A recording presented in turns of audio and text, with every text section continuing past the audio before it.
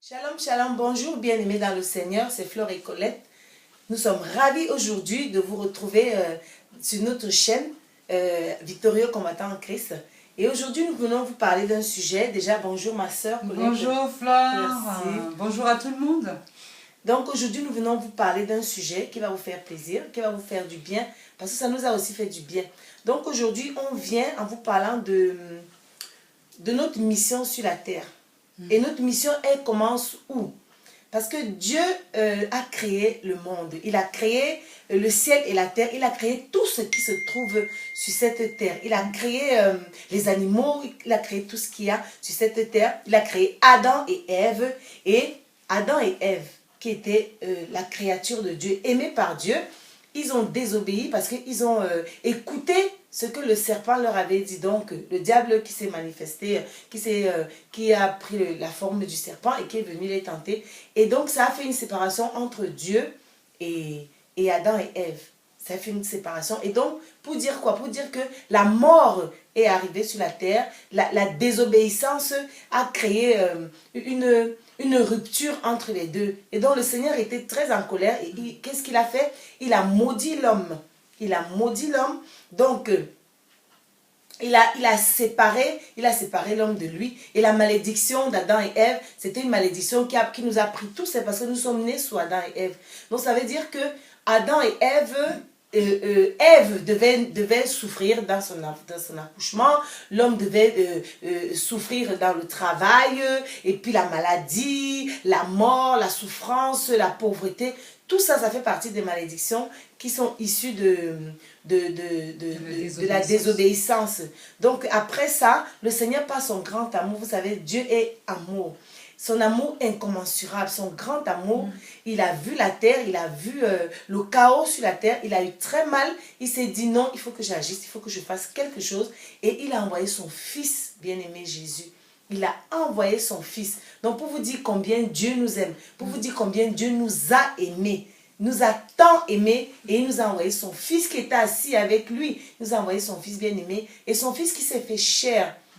Ce fils qui est venu sous forme d'homme à travers Marie, la mère de Jésus, cette vierge que le Seigneur a utilisée pour nous envoyer notre Seigneur Jésus. Et donc, Jésus s'est fait chair. Il s'est fait chair, c'était pourquoi? C'était pour nous montrer comment vivre sur cette terre sans faute. Comment vivre sur cette terre sans péché. Comment vivre sans tache. Sans tache, donc vivre saint. Jésus est venu nous montrer le modèle à suivre sur la terre pour que nous fassions aussi comme lui. C'était ça, c'est ce qu'il fallait. Il fallait qu'on ait quand même un modèle devant nous. Donc il s'est fait chair et il est venu sur la terre. Mais on parle tout le temps de Jésus. Qui est ce Jésus? Et pourquoi Jésus a fait ça pour nous? Donc c'est pour ça qu'on est là aujourd'hui. C'est vous parler de ça. C'est qui est Jésus? Parce qu'on entend Jésus. Jésus à gauche, Jésus à droite, Jésus a fait ci. Et pourquoi est-ce qu'il a fait ça? Pourquoi est-ce qu'il est mort pour nous? C'est pour ça qu'on est là. Et il nous a donné, et la mission de Jésus c'est quoi? C'est pourquoi Jésus l'a envoyé sur la terre? C'était pour nous sauver. Pour nous sauver parce que nous étions sous l'emprise du diable. Le diable nous avait pris toute la terre entière. Le diable a pris toute la terre et donc nous étions sous l'emprise du diable. Et le Seigneur, dans son amour, comme j'ai dit, a envoyé Jésus pour qu'il vienne nous sortir de là. Et donc, ma soeur Colette va continuer. Merci Flore de me donner la parole. Et ce que j'aimerais dire, c'est que ce Jésus, c'est la parole de Dieu faite chair. Dieu a regardé l'humanité, il n'a pas trouvé un seul homme juste pour venir sauver l'homme, sauver l'humanité. Et donc il s'est fait chair lui-même dans un corps qu'on appelle Jésus. En fait, Jésus, c'est Dieu lui-même qui s'est fait chair parce qu'il ne pouvait pas venir en tant qu'esprit, nous ne l'aurions pas vu, on n'aurait même pas senti sa présence parce qu'un esprit, on ne le sent pas. Comme nous sommes hommes, il a fallu qu'il soit manifesté dans une chair, Jésus. Maintenant, il est venu, comme a dit ma sœur, pour venir nous sauver de l'emprise de l'ennemi. Et donc pour cela, il devait se présenter en tant que Dieu, il devait présenter son royaume. Et lorsque nous lisons les évangiles, les 4 évangiles, Jésus est en train de présenter le royaume. Jésus est en train de vanter le royaume. Jésus est en train de nous dire, voilà ce que vous êtes. Ce que, en fait, le péché a fait, cette séparation du royaume et vous. Mais moi, je suis venu vous redonner la mémoire, parce que vous l'avez perdu, cette mémoire. Séparé de Dieu, vous avez tout oublié. Maintenant, il est venu. Quand vous voyez le sermon sur la montagne, où il dit, dans mon royaume, ceci, vraiment, il cite ce que c'est le royaume de Dieu. Il donne envie. C'est-à-dire que quand on le reçoit, on reçoit le royaume de Dieu. Quand on le reçoit, on reçoit les standards de Dieu. Vous savez, Jésus n'est pas seulement venu pour parler. Pendant qu'il présentait le royaume, en même temps, il démontrait sa puissance.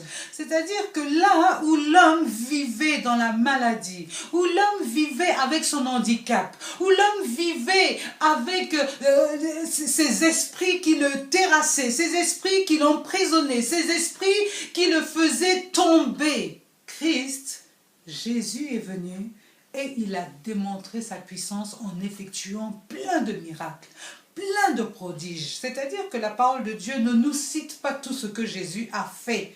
Mais je crois que ne fût-ce que ce qu'on a dans la parole de Dieu, ce qui est écrit, on peut se dire que waouh, waouh, waouh, waouh. Si Jésus a fait tout cela, nous aussi, nous pouvons le faire parce qu'il a dit que tout ce que moi j'ai fait, vous en ferez de plus grandes choses. Les choses que j'ai faites, vous en ferez de plus grandes encore. Alors imaginez, ce don-là qu'il nous a donné, il nous a donné sa personne. Parce que Jésus, effectivement, il est venu, il a vécu sur la terre. Pendant 3 ans, il a fait un ministère. Mais alors, il a fait un travail, mais c'était grandiose. C'était grandiose ce qu'il a fait en 3 ans. Et il s'est arrêté. Il s'est arrêté. Il a dit, moi, je donne ma vie. Je dois mourir pour vous. Je dois accomplir ce pourquoi je suis venu. C'est-à-dire qu'il était venu pour nous sauver. Il était venu pour prendre la mort et nous donner la vie. Il était venu pour nous réconcilier avec le Père et que nous-mêmes nous soyons ceux qui réconcilient les hommes avec le Père et les hommes entre eux. Voilà la mission qu'il nous a laissée. Donc Jésus a souffert. Jésus, au 3e jour, il est ressuscité. Jésus est descendu aux enfers. Il est allé chercher les clés qu'il a dit, Flore, tiens, je te redonne les clés. Maintenant, c'est à toi d'agir.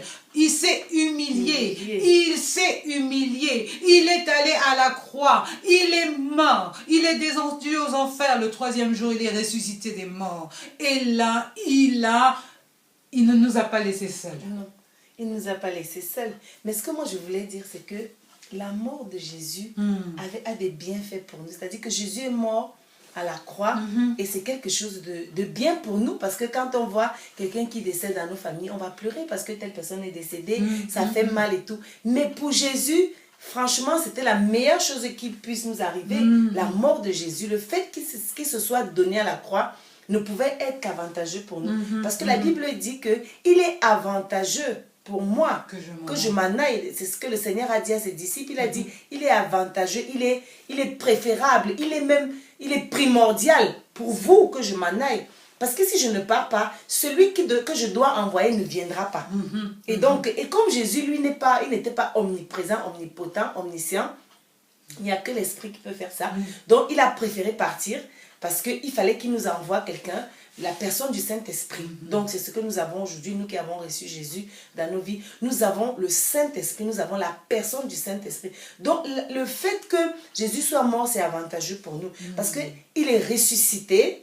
Donc c'était quelque chose de magnifique pour nous. Et il est assis à la droite du Père. Là, il est en train d'intercéder pour nous. Jésus intercède pour nous. C'est notre avocat. Jésus est devenu notre avocat.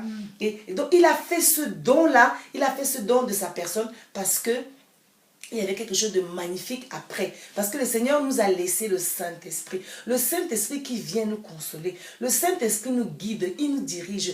Il nous parle de choses à venir. Il nous révèle les choses cachées. Les choses qui sont vraiment cachées. Des fois, vous lisez la parole de Dieu. Vous avez une révélation. C'est le Saint-Esprit qui vous révèle ces choses-là. Parce que sans le Saint-Esprit, on ne peut pas avoir les révélations. Donc, le Saint-Esprit fait un travail formidable sur nous. Depuis que le Saint-Esprit est arrivé sur nous, les vies des gens ont changé. Donc, quand on reçoit le Saint-Esprit, il faut être conscient déjà qu'on a le Saint-Esprit. Il faut être, comment dire, il faut rentrer dans son héritage. Parce que quand on a le Saint-Esprit, on a un héritage. La Bible dit que voici les signes de ceux qui auront cru en Jésus. C'est-à-dire qu'ils guériront les malades, ils chasseront les démons, ils feront de plus grandes choses, comme tu as dit, que Jésus. Ce sont les signes, parce que tu as l'Esprit de Dieu en toi qui va t'amener. L'Esprit de Dieu, c'est quoi? C'est Jésus lui-même. Comment imaginez-vous que vous avez Jésus en vous? Jésus qui a fait les miracles, Jésus qui a guéri les malades, Jésus qui a ressuscité les morts, Jésus qui a fait ci, qui a fait ça. Mais comment est-ce qu'on vous explique que vous avez Jésus en vous? Jésus en moi, l'espérance de la gloire. Moi, Jésus en moi, c'est quelque chose de magnifique. C'est-à-dire que je sais que j'ai une assurance, je marche avec assurance parce que je sais que celui qui vit en moi est plus fort que celui qui est dans le monde. Donc j'ai une assurance, j'ai une autorité, j'ai une puissance parce que le Seigneur nous donne une puissance. Quand on reçoit le Saint-Esprit, on reçoit la puissance du Saint-Esprit. Quand on reçoit Jésus, on reçoit l'autorité de Jésus. Donc vivons avec cette mentalité de vainqueur. Avec cette mentalité de vainqueur. Parce que l'Esprit de Dieu vient toujours révéler. Et donc, dans ça, et donc, nous avons, quand nous recevons le Saint-Esprit, nous avons une mission sur la terre. Parce qu'on n'a pas reçu le Saint-Esprit pour nous asseoir quand même chez nous et dire que voilà, j'ai reçu Jésus, le Saint-Esprit vit en moi et que bon, voilà, je suis tranquille, c'est pour moi, je vais travailler, je rentre, je m'occupe de mes enfants. Le Saint-Esprit, c'est pour moi, c'est juste pour me révéler des choses de la parole. Non, non, non. Nous avons une mission sur cette terre avec le Saint-Esprit, hein, ma soeur. Non, non, comme dit Flore. Imaginez un peu, quand Dieu dit, vous êtes le temple vous êtes mon temple. Vous êtes le temple du Saint-Esprit. C'est-à-dire que lorsque vous recevez le Saint-Esprit, il vient habiter en vous. C'est-à-dire qu'il n'est plus à l'extérieur de vous. Si vous l'avez reçu, il n'est plus à l'extérieur de vous. Il est à l'intérieur de vous. Il fait corps avec votre esprit. Vous êtes scellés avec le Saint-Esprit. Nous sommes scellés avec le Saint-Esprit. Et le Saint-Esprit, c'est Dieu lui-même. C'est Dieu lui-même. Le Saint-Esprit, c'est l'Esprit de Dieu lui-même qui habite en nous. Donc, nous avons l'Esprit de Dieu qui habite en nous. Si nous n'avons pas conscience que l'Esprit de Dieu habite en nous, nous voyons tout ce qui se passe aujourd'hui. C'est parce que, en tant qu'enfants de Dieu, et effectivement, nous sommes nombreux à être enfants de Dieu, et qui ignorons que nous avons la gloire de Dieu en nous. Nous abritons la gloire de Dieu en nous. Que nous avons la puissance de Dieu en nous.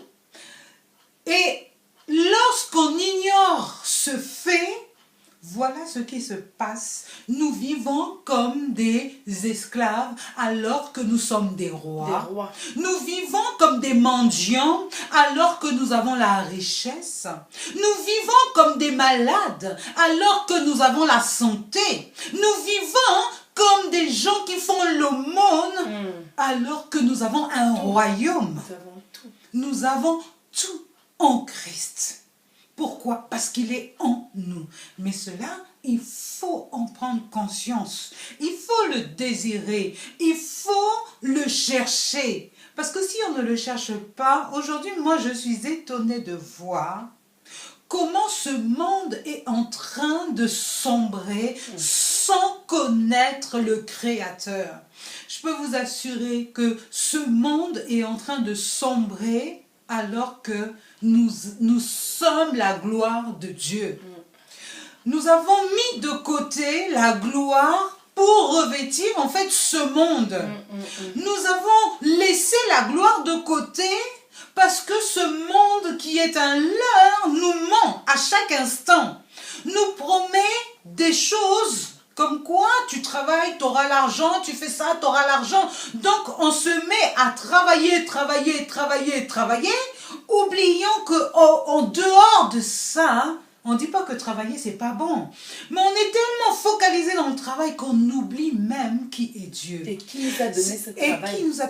On oublie même que c'est important de connaître le Créateur. Le Créateur, maintenant, on le met de côté. Aujourd'hui, on se rend compte que dans les pays africains, c'est peut-être parce que, effectivement, comme là-bas, tout est compliqué, que dans les pays africains, ils ont cette espérance en Dieu. Pourquoi? Mais parce que il n'y a rien qui, autour d'eux, leur donne l'espérance que Dieu peut leur donner. Donc, quand il n'y a rien, il n'y a que Dieu à qui on puisse regarder. Aujourd'hui, dans les pays européens, on se rend compte qu'il y a la sécurité sociale. Donc, je suis malade, il faut que j'aille voir le médecin. Je suis malade, il faut que j'aille acheter des médicaments. On ne compte plus sur Dieu, même dans nos maladies, on ne compte plus sur Dieu. Moi, j'ai eu durant le séminaire qu'on a eu de guérison, j'ai eu à parler à quelqu'un en l'invitant à venir au séminaire, et j'ai été choquée de savoir que finalement il avait plus d'attention, en fait il croyait plus en la médecine qu'en Dieu lui-même. Oui, c'est ça. Il croyait plus en la chirurgie qu'en Dieu lui-même. Et moi là, ça m'a choquée. J'étais choquée parce que la chirurgie, toutes ces choses-là, c'est Dieu qui nous a donné cette intelligence pour pouvoir effectivement soigner les gens, pour pouvoir effectivement régler les infirmités, régler les problèmes que l'homme à l'intérieur de lui peut avoir. Mais tout cela, toute cette sagesse, c'est Dieu qui la donne. Mais quand tu vas même sur ceux qui croient même, ceux qui savent même qu'ils ont l'Esprit de Dieu en eux, et qui savent qu'ils ont tous les signes qui les accompagnent, mais quand ils parlent de Dieu, ils n'ont pas la foi. C'est-à-dire que quand on reçoit l'Esprit de Dieu nous convainc de foi. C'est-à-dire qu'il nous donne, on reçoit l'esprit de foi, l'esprit de la foi. Et la foi, maintenant, on doit opérer. On doit opérer dans la foi. C'est-à-dire que si, par exemple, on sait que le Seigneur nous a dit que nous guérirons les malades, le Seigneur nous a dit que nous ressusciterons les morts, c'est que quand on va prier pour quelqu'un qui est malade, qu'on prie avec foi, qu'on croit que ce qu'on fait, le Seigneur a déjà accompli. C'est-à-dire que la guérison, elle est déjà faite. Qu'on ne parte pas avec des doutes. Parce que là, on parle là maintenant de la qualité de la foi.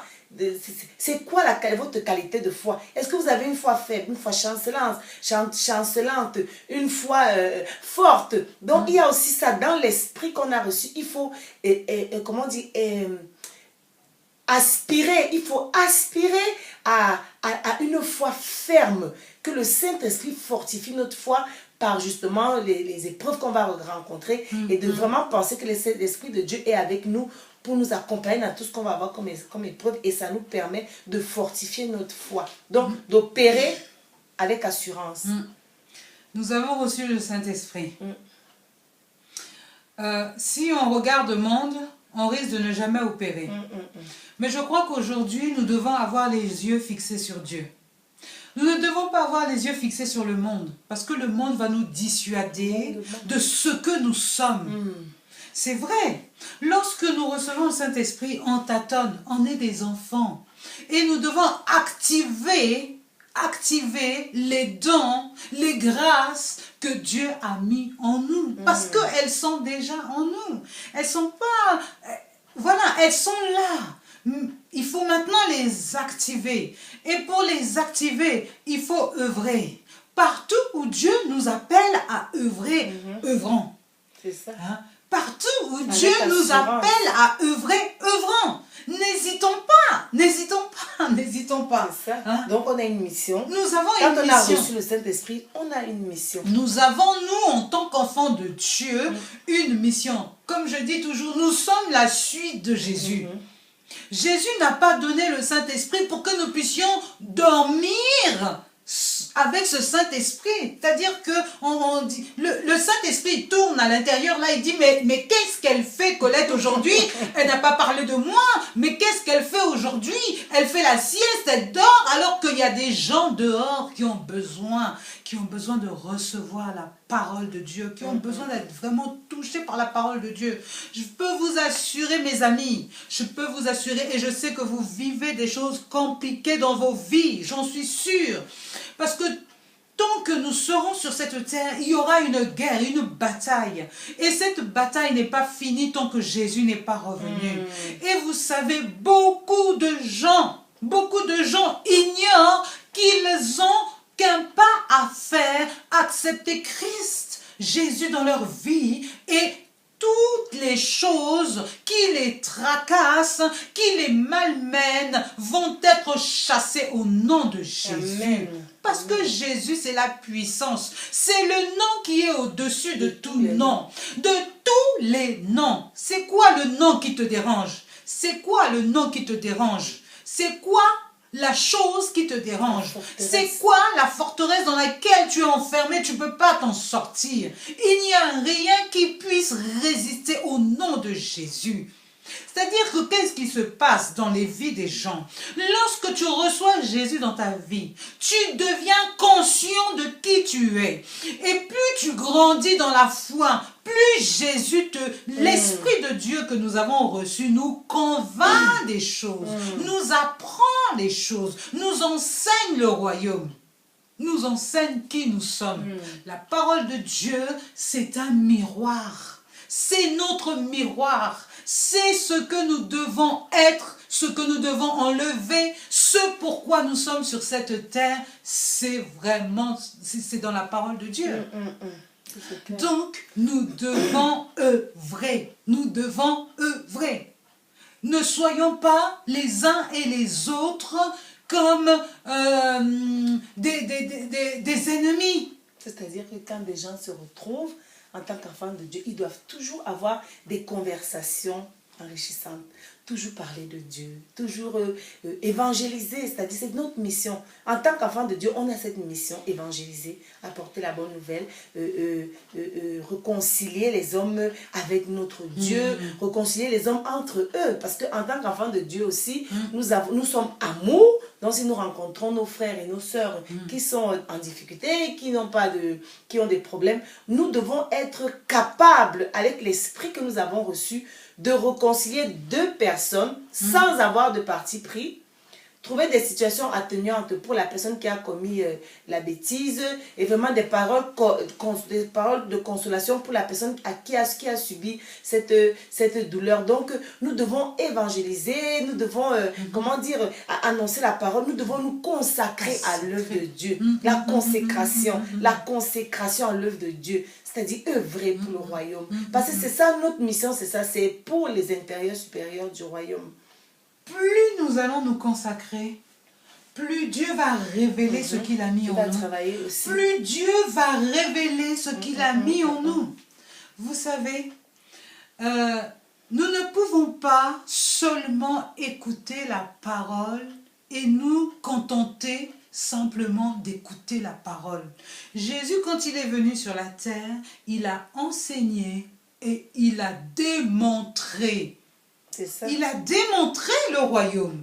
Donc, nous, en tant qu'enfants de Dieu, effectivement, nous devons évangéliser et démontrer le royaume. Nous sommes la suite de Jésus. Si lui l'a fait, nous aussi, nous ferons des choses plus grandes. Parce que nous sommes plus nombreux. Là où moi je suis dans cette ville, j'agis, il y a mon frère qui se trouve à Rouen, ou qui se trouve à Lille, ou qui se trouve aux États-Unis, ou qui se trouve en Afrique, qui fait la même chose. C'est pour ça qu'il a dit, vous ferez des choses plus grandes encore, parce que vous êtes plus nombreux. Et l'Esprit de Dieu est en chacun de vous. Donc, si on se met debout dans notre région-là pour évangéliser, pour parler de Christ, partout où Dieu nous envoie. On n'est pas tous obligés de sortir, comme font tout le monde, et aller parler. Non, là où tu es assis, il y a des cœurs à toucher. Il y a des cœurs à toucher pour Dieu. Si tu travailles effectivement dans un garage, regarde autour de toi. Il y a des cœurs à toucher pour Dieu. Si tu travailles à l'hôpital, il y a des cœurs à toucher pour Dieu. Si tu travailles dans une entreprise, dans ton entreprise, il y a des cœurs à toucher pour Dieu. C'est ça. Il y a des cœurs à toucher où partout Dieu nous a placés. Nous avons chacun des différents dons. Il y a des gens qui sont timides. Effectivement, quelqu'un qui est timide, bon, je dis, parce que la timidité n'est pas de Dieu. Mais, effectivement, une personne, effectivement, peut être réservée, peut, avoir du mal à parler, avoir du mal à s'exprimer. Mais Moïse avait du mal, le Seigneur a suscité son frère Aaron. Voilà. Donc, il y a des possibilités. On n'est pas tous pareils. On n'est pas tous pareils. Moi, je suis timide, par exemple. Vous voyez, moi, je suis timide. Mais bon, on n'est pas tous pareils. Et effectivement, Dieu fait grâce. Il suscite toujours des occasions pour que nous puissions parler de lui. Donc, ouvrons nos bouches, parlons. Démontrons que Christ est roi. Il est réel. Il est vivant. Et qu'il agit encore aujourd'hui. Bien sûr. Hein? Nous l'avons vu ce week-end. Que Christ agit encore aujourd'hui. Christ nous débarrasse de tous les démons qui siègent dans nos vies. Christ guérit nos maladies. Christ nous fait du bien à chaque instant. Donc vraiment, c'était vraiment un... Voilà, c'est ce que...